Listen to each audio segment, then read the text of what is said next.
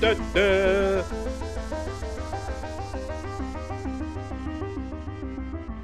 Welcome to Procurement Says No, episode 30. Oh my God. 30. And we've been going 2 years. 2 years now, isn't it? Almost literally, I think. Yeah, wow. 2 years of procurement delight. Delights. Yes. And just so you're all aware, listeners, we are on Spotify, Amazon Music, Apple Podcasts, Facebook, X, formerly known as Twitter, all the other way around, and, of course, the Alchemy Network, and our new improved website, procurementsaysno.com, which Ed's going to talk about a little bit in the news. And you can buy a T-shirt from us on eBay or from the website, or just get in touch. Yeah. It's fab. And also in this episode, we have a special guest star again. This time we've got Shone Richardson, who we met back in Vegas. Vegas, baby. Giving us a US procurement perspective on Trump's tariffs. And the latest on the US tariffs is, of course, the trade court has blocked Trump's tariffs. And then following appeal, they've temporarily reinstated tariffs whilst the court considers the appeal. And Trump has a bit of an outburst about unelected judges. So there you go. It's all happening. But did you read the small print? The small print is quite interesting. A 3-judge panel ruled that the International Emergency Economics Power Act, 1977 law that Trump had cited to justify the tariffs, did not give him the power to impose sweeping import taxes. The court also blocked a separate set of levies that the Trump administration imposed on China, Mexico, and Canada in response to what the administration said was an unacceptable flow of drugs and illegal immigrants into the US. However, the court was not asked to address tariffs imposed on some specific goods like cars, steel, and aluminium because they fall under a different law. So it's nice that it's all very confusing. And the principle basically is really, let's forget all that legislation and statute, whatever, rules from the past. It's really about whether the president has the executive power to go that far. Yes. Isn't it? And it's whether it should go to the Senate and whether they should debate it and agree it. No. So who knows what's going to happen next? The good news is that the stock markets have sort of got over. They've all rebounded, yeah. Yeah, so I certainly look at the UK, but I think the US is the same. I think the markets are very, very strong at the moment, aren't they? And then, fortunately, growth forecasts are relatively good, except for the US economy, I think. I think the suggestion is they could go into recession, but I think a lot of the rest of the world is okay, bar some of those countries that are supplying heavily to the US, like Vietnam, for example, or China. And we'll talk about Vietnam and wood later with Sean. Super. So, more news. And here's some exciting news, Ed. This is a press release from the Council of the EU. Ooh. SAFE. Talking about elected officials. SAFE, SAFE. Council adopts a €150 billion boost for joint procurement on European security and defence. The Council has adopted a regulation setting up the Security Action for Europe SAFE instrument. SAFE is a new EU financial instrument that will support those member states that wish to invest in defence industrial production through common procurement, focusing on priority capabilities. Yawn. Sounds like a massive bit of bureaucracy. SAFE will finance urgent and large-scale investments in the European Defence Technological and Industrial Base, the EDTIB. The aim is to boost production capacity, making sure defence equipment is available when needed, and to address existing capability gaps, ultimately strengthening the EU's overall defence readiness. Furthermore, SAFE will allow the EU to further support Ukraine by associating its defence industry with the instrument from the start. In the meantime, the EU continues to buy more Russian coal and oil. So that's good. Yes. Do you ever believe this stuff when the government or a bloc of governments, countries say they're going to spend more on stuff? Do you believe them? We had that with NATO before when Trump was previously in power, and he pointed out that lots of countries were riding off the back of the US, giving the defence solution to all of us because they were spending more on defence and so forth. And they said, oh, yeah, we'll spend more. Did they? No, I don't think so. Yeah. Anyway, you'll be pleased to know the eligible activities financed through SAFE will be divided into 2 categories of defence products. It's so bureaucratic. Number 1, ammunition and missiles, artillery systems, including deep precision strike capabilities, ground combat capabilities, and their support structures, including soldier equipment and infantry weapons, critical infrastructure, infrastructure protection, cyber, military mobility, including counter-mobility, and 2, air-to-missile defence systems, maritime service and underwater capabilities, drones and anti-drone systems, strategic enablers, such as, but not limited to, strategic airlift, air-to-air refuelling, and C4 ISTAR systems, as well as space assets and services, space assets protection, artificial intelligence, and electronic warfare. But be aware, for both categories of products, procurement contracts will have to ensure that the cost of components originating outside of the EU, EEA and EFTA states and Ukraine is not higher than 35% of the estimated total cost of the components of the end product. So that's nice and straightforward. Absolutely, yeah. And so what's the difference between Group 1 and Group 2? So one's got cyber, but the other's got electronic defence. Aren't they sort of similar types of things? They look like killing machines. Oh, right. So, but that's going to create its own nightmare, isn't it? Because they're going to be blurring at the edges, and it's going to be pointing at different bits of the legislation, whatever it is. Well, as long as you don't point it at me, that's the main thing. SAFE will enter into force on the day following its publication in the official journal of the European Union. Oh, so that'll be in a couple of years then? No, it's already gone live. It went live yesterday, apparently. So there you go. So that's exciting news for the defence industry. So buy stocks in defence companies, folks. Let's get this war going, baby. Yeah, and of course the big change with all that, with Ukraine and Russia war, is that they can now fire the missiles into Russia, can't they? Yeah, great. We love a bit of war, don't we? We love it. No, we don't. War is stupid, as we keep saying. War. What is it good for? Absolutely nothing. Say it again. War. Any more news from you, chap? Yeah, I did spot, though, as you know, I've just been on holiday recently, but I did spot that Spend Matters, who've been around for several decades, I suspect, who are sort of an independent authority on all things procurement, are being acquired by Hackett. So that's interesting. And does that mean that we're going to see less independent thought outside of the big organisations that talk about trends and products and technology and all that sort of stuff in the procurement space? So I think it's a bit of a sad day. A sad day for independent procurement journalism. Yes, yeah. Though how independent any of them are, really. I think he was pretty independent when Peter Smith was doing stuff, wasn't he? Yeah, I think he went a bit bonkers, didn't he? And he's now super duper independent with his crazy views. We love him. Lots of independent views. Yeah, it's a shame, really. And I think perhaps that just leaves Art of Procurement, doesn't it? Really is an independent authority on all things procurement and technology. And Procurement Says No, of course. And us. Though ours is a little thinner in content, really, I think. Steady. What else you got? More government news. Yes, this time from the UK government. Ooh. Listen to this one, Ed. Stage 3 of the crime procurement process opened in May 2025. Stage 3 will be open until at least the 30th of September 2034, subject to any early notice, and is open to anyone who has not yet tendered. From July 2025, Stage 3 bids will be opened the month after they have been submitted. Subject to verification, contracts will commence no later than 3 months after the date the bid was opened. Stage 2 of the procurement process closed on the 30th of April 2025. Those who tendered will be notified of the outcome of their bids anytime now. Tenders must be submitted using the LAA e-tendering system. For full details of the procurement process, please read the application guide, which is available at Crime Contact 2025 tender.gov.uk. I don't know what any of that means. I actually lost the will to live slightly during that monologue. What does that mean? That's in the news as well. That wasn't very interesting, really, was it? So if you're in the crime business and you're submitting bids, please let us know what the hell that means, because that meant nothing to me.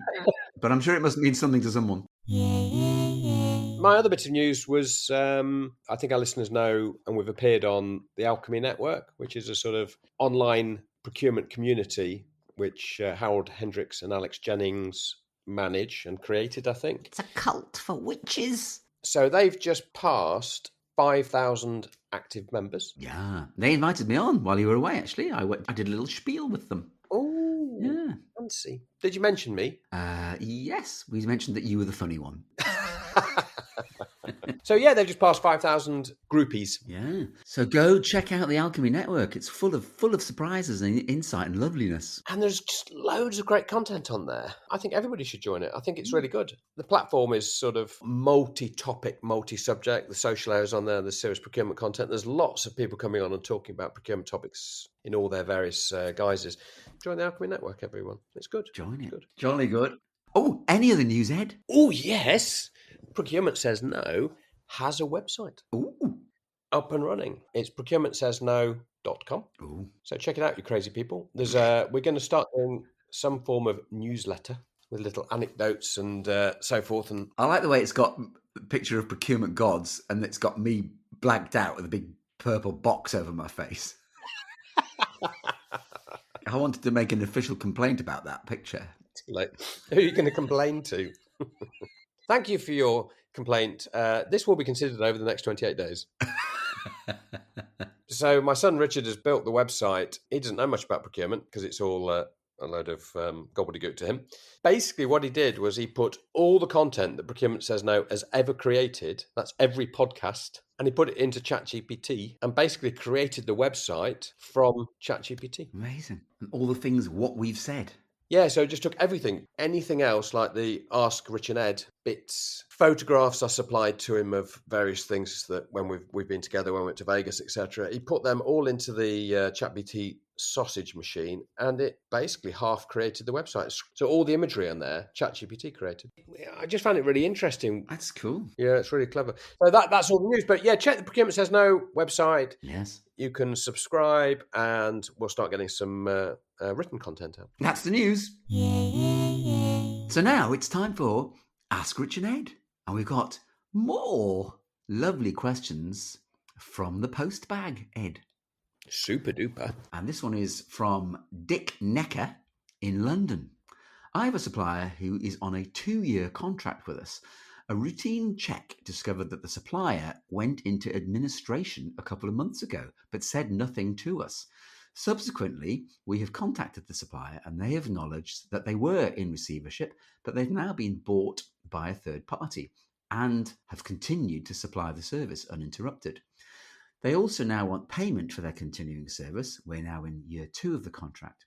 On checking our payments to them, we appear to have mistakenly paid them the full amount upfront for both years, which they also acknowledge, but they say that unfortunately that money is no longer available as that was paid to the old company, not the new owners. What should Dick do? Well, Dick, seems you're in a bit of a dilemma. Bit of a disaster. What Dick hasn't done is tell us what it is that he's buying and how important it is to the business. I think the first question is, do you need this service? Can it be sourced from somebody else? The first step is that you go to the supplier and say, no, we paid you. You've gone into receivership. Your business has changed. If you want us to continue with us into year 3, you need to honour the service. So if you want us to remain a customer in the medium to long term, you need to give us year 2 for free because in our view, we've already paid for it. Hopefully they'll be compliant and go, yeah, okay. And maybe you put in front of them some sniff of a new contract or whatever for year 3, 4. So you give them some incentive. So I think that's a starting point. So you don't want to be adversarial about it. You just want to get to a solution. But if they're saying, no, you've got to pay for year 2 again, my first thought is, no, I'm not doing that. I'm going to walk away because my contract isn't with you, the new entity. And if there's any form of contract in place, they invariably, 99.9% of the contracts will say that the contract can be cancelled if the business fails. So that's typical in almost every contract I've ever seen, is that cancellation for cause is liquidation or receivership. It also seems as if they've novated the contract to this new owner as well, haven't they? They can't do that. They've novated it to the new entity because they've continued operating the service, even though it's a different entity. So there's a whole muddle of legal issues in here. Whether if they've novated it and you've signed the novation, then obviously you've committed yourself, and it depends what you've written into it in terms of what the scenario is for year 2. No, I assume they haven't done that. The third party has bought it. They've taken over the service. They've not told the customer. They've just carried on delivering the service. Well, I think you say no. Yeah. The only challenge around that is the criticality of the service, isn't it? Yeah. Yeah, but if it's a critical service and you really must have it, then my view would be ultimately perhaps you'll have to pay for year 2 to maintain the service, but what you have to do is move to a different supplier. Yeah. Dick, I'd get out to the market. Let's see what else is available there. Maybe put a short-term contract in place with this existing supplier, but with termination for convenience, and get out as quickly as you can because they can't be trusted. So, next question for you, Rich, from this is from somebody in New York, Karen Schlepper. I'm looking to go out to market for a complex IT service.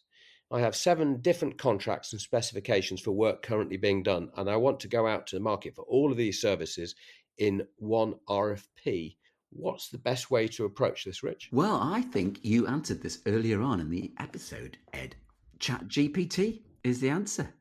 Chuck it all into ChatGPT, all of your existing contracts, all of your supplier information, some views about what it is that you want to do, and let it generate what the differences and similarities are in the existing contracts, what the differences and similarities are in the existing specifications, and that will give you a good 60% view what you're looking at and what you might want to do next. Then you can make the decision on whether it would work as one RFP or whether you want to break it down into different lots, depending on how different those contracts and services are. And ChatGPT may well give you a pretty good handle on what to do there. I think the other thing is, I suppose the question for me, for Karen, is a little bit about, well, can all of those services all be done by one supplier in the market? Or so how similar are they? Are we? Yeah. The starting point really is a bit of research, I think, to sort of say, are there enough suppliers to actually bid for a sort of multi-tower? And also the size, the actual size of it as well. What's the spend? It may be quite small, and you might find a supplier that is able to do the multi-stranded approach. But if it's too big, you might need to break it up. I think so. But let's see. Bit of market analysis, a bit of AI. Boom. Job's a good one. I have another one here. This is from I think it's Roger Joly in Marseille. I have been asked to renew our software agreement for design software with a long-standing supplier. This is the 4th year we are renewing, and all of our designers use the software and the various applications. The supplier has a clause from last year stating the price will increase 8.5% this year, whilst inflation is only 2.5%.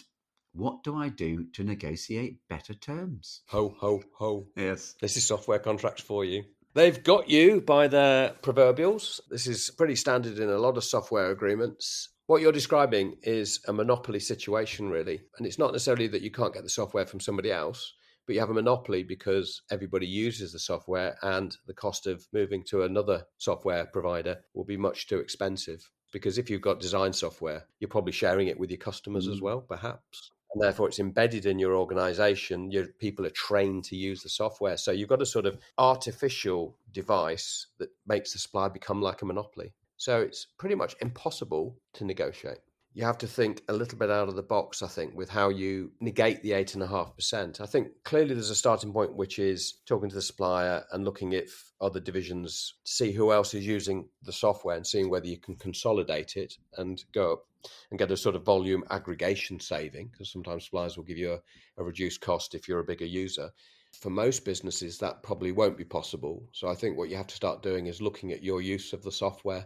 And what's telling in this note is that there's various applications. You need to do some sort of demand review and sort of ignore the 8.5%, but get to the core cost and see whether you're using all the applications. So I've seen examples where there's a education training module alongside the application.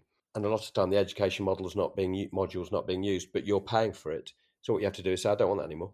And you take that out. So you reduce the overall cost whilst accepting perhaps the 8.5% increase. But the sort of supplier has you over a barrel, really, I think. So looking at negating the modules, reducing your count, looking at whether you can have multiple tenants on the same application, but not concurrent. So that would reduce your licenses. So rather than you have one license, but 3 people using it, but they can't use it at the same time, for example, might be one way of reducing the cost.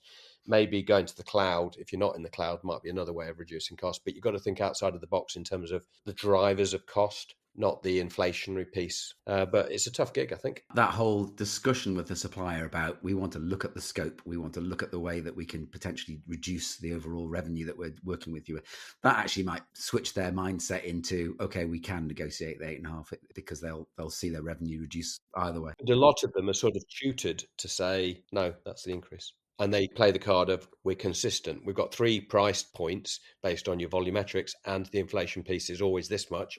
And they just sort of, it's a take it or leave it across all of their customers. I think the one thing you can do is to see whether they'll give you additional software for nothing. So it's worth negotiating, see what you can do. The other thing you could potentially do is a little surreptitious market test, see what else is out there. We don't understand. Well, you've said that this might well be embedded, and the actual transition to a different software might be very, very difficult. So talk to your stakeholders, get them on boards. You might have to do some sort of bluff to say that you are going to go out to market as part of your negotiation strategy. It might work. Make sure your stakeholders aren't quietly telling the supplier, no, don't worry, it's a bluff. Yeah. Procurement fools. And then the last one is, but going direct, sometimes you can get benefit by going to a value-added reseller because they have an aggregated deal. Oh, hang on, that's the next question. Oh, is it? Oh. So, there you go. The last question is from Johnny Thunders in Nashville, Tennessee.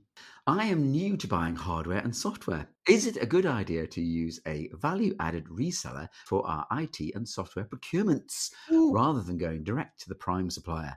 How do I know which is the best approach, Ed? Well, the answer is yes and no. It's if you're a lower volume consumer and you like to buy, say, hardware occasionally, not aggregated, then going to a reseller can be a good thing because they get big volumes of bit of hardware that you need. They will be buying in bulk and they will charge a small margin on top. If you buy infrequently but in big batches of hardware, then you're probably better going direct to the provider. But it's a sort of mix and match approach, I think. The other one is that you've got to remember that you can go to the value-added reseller to buy your desktop hardware, laptops. You can go to them for them to supply you, but you can go to the manufacturer direct and get supported terms. So you can get the benefits of direct and indirect through the value-added reseller. And it's pretty much the same with software. If you've got small spend, then a value-added reseller can be a good thing. The only thing you've got to recognize is value-added resellers align with different software companies. So you might have to use a few of them. I think it works. The margins are not huge. We know they get kickbacks off volumes and stuff like that. Yeah, I think that's the key, isn't it? Really understand, Johnny, what is your overall buy? You know, how big, how interesting are you as a customer for the big vendors or the value-added resellers? Because you might be very big, and in which case you'll be very attractive, or you might be very small, in which case a value-added retailer will still service you perfectly adequately. Often the big software houses find it very difficult to do customer service, especially if you're not Fortune 500, and resellers will give you that one port of call for particular things that you're looking for. And as you say, Ed, probably better pricing, probably better service, and probably rebates as well. So yeah, and I think they also probably understand the products probably better than you will because that's their bread and butter, particularly in the software space. Yeah, and the other one is across this whole space, particularly on the hardware side, is consider options. Like we talked about Amazon Business in the past, they get support terms from the hardware manufacturers. You can buy exactly the same product through them. So I think it's just worth looking at all of the options. And there's also Temu. Not in the US anymore. So that's it. That's the questions for this time, Ed. They were exciting, weren't they? Oh, yes. Very, very good. And I love Johnny Thunders in Nashville. Is he a country and western star? I think he may well be on the side. Right. Now, Ed, we have another one of our super duper special guest stars. Oh, yes. We met him in Vegas. Vegas, baby. Yes. And his name's Shone Richardson, and he's from RPM Living. And he's dialing in from Austin, Texas. Good afternoon or good morning, Shone. Good morning. It's still morning time in Austin. How are you doing? Doing great. Thank you. Thanks for having me on the show. So tell us a little bit about yourself, a brief history of what you've done in procurement, where you're working now, and what your company does. Quick intro. Yeah, Shone Richardson, VP of Procurement for RPM Living. Been with RPM a little over a year now. Most people would say that I'm the old dog. I've been around the block a while. Kind of stumbled into my career back in 1990 and loved procurement so much I never left. I did bounce around from different industries just to get the flavor of public sector, then eventually to the private sector, where I spent some time in aerospace, and then also Roche, and then to pharmaceutical, medical diagnostics, utility industry, and then even spent a little bit of time into the sports entertainment world with the NCAA. Then made a change over to hardcore manufacturing with locks, and then eventually here to RPM Living, where we are a full service management, investment, and development company. The R stands for Roscoe. So Roscoe Property Management. Our founder and CEO named the business after his dog, Roscoe. We love it. Was that from the Dukes of Hazzard originally as well, wasn't that? Dukes of Hazzard, yeah, there was a character named Yeah. Roscoe. We're actually located in 28 states. We operate here in the U.S. We're in 51 different markets. There's a top 50 property management report that comes out every year, and RPM Living is currently number 4 in the country. We have approximately 226,000 individual apartment units with over 800 properties. So you've been around the block. You've been in all of the industries by the sounds of things. I have. I've seen a lot. I'm still here and still love it. Which has been your favorite industry to work in? Because Ed and I have also worked in a number of different industries. What's the thing that gave you the most excitement? And obviously RPM notwithstanding. I would say 2 industries in particular. The aerospace industry is probably where I cut my teeth. Great employer with, not that I'm giving they're not paying me anything, but props to Rolls-Royce Corporation. Wow. Very good. And then I would say that the pharmaceutical and the medical diagnostic industry with Roche, I still would probably put them up as my favorite. I learned a lot about collaboration, team development, business strategy. So yeah, I absolutely love that industry as well. Sean, how did you find the difference? Some of those companies are European companies, some are US companies you work for. Yeah. Have you seen a difference in culture in the way that those entities operate? Yeah, no, a little different. I guess in particular Roche, right? The headquarters in Basel, Switzerland. The culture is very much about relationships. Honestly, I felt that there was a lot of care for the employees in terms of like life balance. Now, if I compare that to my days at Rolls-Royce, I mean, it's kind of like being in the auto industry. It's a little hardcore manufacturing. It's tough, but if you can survive and endure the work culture and the environment and the demand there, I just feel like, honestly, you can probably go anywhere. But again, it was another good culture, but a little bit more around strategy and delivery of the bottom line. But the preparation of working in a manufacturing sector definitely mentally prepares you for the worst case scenarios. And I had a boss that he'd always schedule these 7 a.m. meetings. And if you were 1 minute late, he literally shut the door and locked it. So if you... He was obviously beaten as a child, wasn't he? And if you knock on the door and he has to open it, you're going to be berated in front of all your peers. It's horrible. Well, all those people have gone now, hopefully, from industry and everywhere. We don't see those people anymore, so that's good. And prior to all of the crazy things that are going on now with tariffs and the whole sort of upheaval, what's your perspective of what procurement is like in the US at the moment? There's like 2 big things here over the last 5 years that have happened, right? We had pre-COVID, then post-COVID. Now we got pre-tariff. We're kind of living in the daily ever-changing environment of tariffs. Has anything changed in the way in which the apartments are kitted and fitted out? Yeah, I'd say for the most part, our apartments are fitted with the appliances. There's a lot of the resident demand to make sure that they have, washer and dryer. We have standard appliance offerings. A little bit of that cost would be built into their lease, but we, for the most part, make sure that they have all the functional appliances and comfort that you would need in a home. Yeah. The tariff situation for us, I think of, for example, just hard plank, a lot of that comes from Vietnam. When I first saw that the tariff was going to be 46%, I was like, oh no, here comes a price increase coming our way. And then of course did the 90-day pause.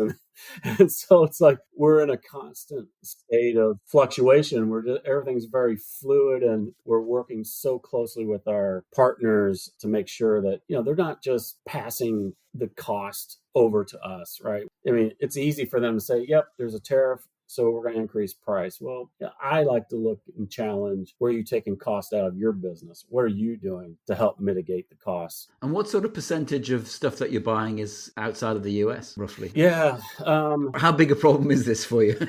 It's a problem with, HVAC, just the components and where they're manufactured and where they come from. Yeah. That's the problem, because that goes into a finished product. I'm concerned about that, right? Because I would think that most of the manufacturing of items comes from China. And then even if, they have China plants in Vietnam, it comes from Vietnam, they're still going to be applied a certain tariff on that. So there's a lot of alternative products obviously looking at here in the US or another country where maybe the reciprocal tariffs aren't as high. So get your Chinese supplier to ship it to the UK. Yeah, right. We'll put a sticker on it saying made in England and ship it over. Perfect. Should be a good trading partner. What could possibly go wrong? Nothing can go wrong. So what impact has it had on the inbound supply chain? Because we know that some suppliers in the rest of the world outside the US sort of paused shipments. But I'm wondering if there was a sort of consequence for other products. What I've seen in the conversations I've had, our OEM that we use, they're planning ahead, right? So they are pre-tariff actions, knowing that something's going to be applied. It's just a matter of when, it's not if. So, there's a lot of buying of product from overseas, having it come in and basically build up inventory so that they can meet their supply and demand. It's the, in some of the cases that they're buying some of the chemical resin, they're buying it now and they're actually applying it inside their manufacturing facilities here in America. So I think just really vital that know your vendors, know inside their supply chain, their origin, especially when it's raw material, need to know the country of origin and what plans they have in place to mitigate tariffs situation. So I think there's a lot of pre-planning that's even happening inside the manufacturing facilities. Even though I buy finished goods, there's still a raw product that has to come over into their manufacturing. It's going to impact our pricing. Sean, do you drive a pickup? I have an SUV. Has it got a big trunk? Yeah, it's a 3-row. Because I'm just thinking, there's 1,200 miles of border between Texas and Mexico. You could possibly drive down to the border and you could just stick stuff in the back of your car, maybe. Is that an option? Everything's on the table, Rich. Everything. I mean, 1,200 miles, it can't all be policed. The wall can't be built that quickly again. It can't be. And I'm driving a hybrid, so less fuel consumption as well. So I'm for hire if anybody needs me to make runs for them, since I'm so close to the border. You heard it there first. If it doesn't work out for Sean, he can get your goods from Mexico into Texas. Absolutely. That was great. What I did wonder was whether some of the suppliers are using tariffs as an opportunity to make more profit and to massage the numbers.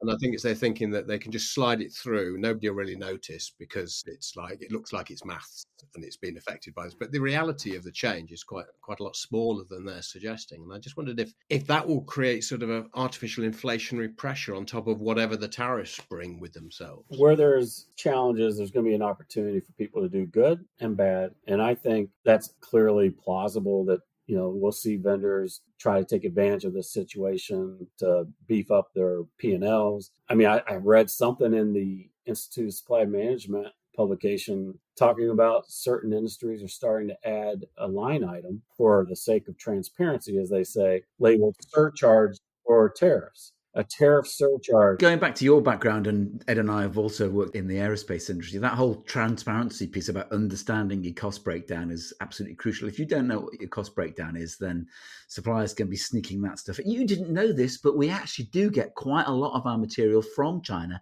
Being a procurement professional, if we didn't learn from the days of COVID, where we were forced to, a lot of people, the old procurement model was single source, leverage or buy. Well, we found out through COVID that necessarily might not be a great business model. So you need to have dual sourcing. One of the things I learned closely was, man, we really need to know our supply chain and even our key suppliers, like their supply chain, and really build those relationships and understand more around the commodities and the categories of spend that we're having.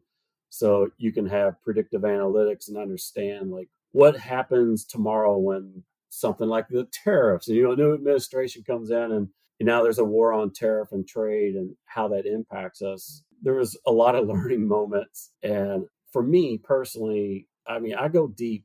Like, I understand where our spend's at, where the demand is at, and who our key suppliers are. And then I go deep inside their supply chain, and I keep those conversations relevant. Because if you don't, you get blindsided, and these things can just rock your business strategy, and you're not prepared for it. And where do you think it'll all end, Sean? Oh, good. That's everybody's best guess. There'll be the US-Canadian war, obviously, which will be kicking off over the summer. I was going to ask you, so what would you prefer? Canada, part of the USA, Greenland, or just to own the Panama Canal? Oh my gosh. I'm all about control of where the demand of goods go through, which is definitely the Panama Canal. You got to have control over that. But I sure love our friends up north of the US. And so I'm hopeful that we can resolve a little bit of this trade war and stuff with Canada. I can sort of understand the beef with Mexico, big Chinese corporations building big factories there. I can understand that. And I can understand with the Panama Canal. At the end of the day, I think the US paid for it. and China has sort of taken some level of control in Panama. But with Canada, it's like, what have they done to offend you? They're to us, they're like you. They're sort of, you're all in North America. Okay, there's slight differences politically and all the rest of it. But what have they done to offend the president? I think you've just offended all US citizens and all Canadians by saying that. I don't know. Maybe they shipped some bad maple syrup to our new administration. I have no idea. Because they sell their oil and electricity to you at reduced below market price, don't they? I think so. I just wondered what it was. Why it kicked off so strongly with Canada. Though I know the nations are different and they're backtracking furiously there. I try to stay out of the politics of that. Who knows where it's going to go? I don't know where it ends, my friend. We do, but we can't help it. Just on tariffs, if say you were talking about timber coming in from Vietnam and potentially having a large tariff on it, you wonder to what extent, if you were able to source it in the United States, how much the price would go up if all the demand quickly moves. And I think this is the thing about tariffs for me a bit. I understand where the administration are coming from, and that the US is fighting back against just a whole suite of goods coming into the US from all over. But it's sort of, you can't just do it at the flick of a switch, because any of your indigenous suppliers in the US, they're going to see huge demand, have limited supply. So what's going to happen? The price is going to go up, isn't it? And it's going to take a long time for the market shift to occur. So surely it would be more sensible to do it over a longer period of time, sort of thing. As a consumer, we're going to possibly see an increase in the price of goods. And what you talked about earlier, the labor going up.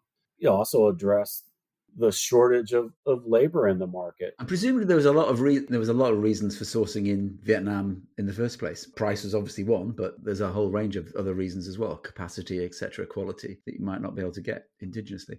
One solution, though, Canada's got a lot of trees. Invade Canada, enslave their population, and get them to ship the timber over and also do the fitting. Yeah, or just go in and take their timber. We take what we need. There you go. So we've solved all the problems. Yeah. We can be more creative. We can do other things. I think just balancing the global regional sourcing models, it's reducing over-reliance on any single markets. And there might be a little bit of near-term pain for long-term gain that might need to happen. Well, it's a long game. You've got 90 days to sort it out, Sean. The art of the deal, isn't that what Trump's known for? So I expect he's already got it solved, my friend. Well, that's been great. Thanks very much for your time. Really insightful from you. The whole world of stuff going on in the US at the moment, in your world. It's fantastic. Thanks again, Sean. Yeah, I enjoyed it. Thank you, guys. Yeah, thanks, Sean. Great insight. Thank you. Jolly good. So that's it for this episode. Thanks again to Sean for his insights into all things US procurement-y and tariff-y and all that. And we will see you all again next time. Super. Thank you. And don't forget, we've got a website. Oh, yes. Fantastic. See you all again next time. Bye. Bye-bye.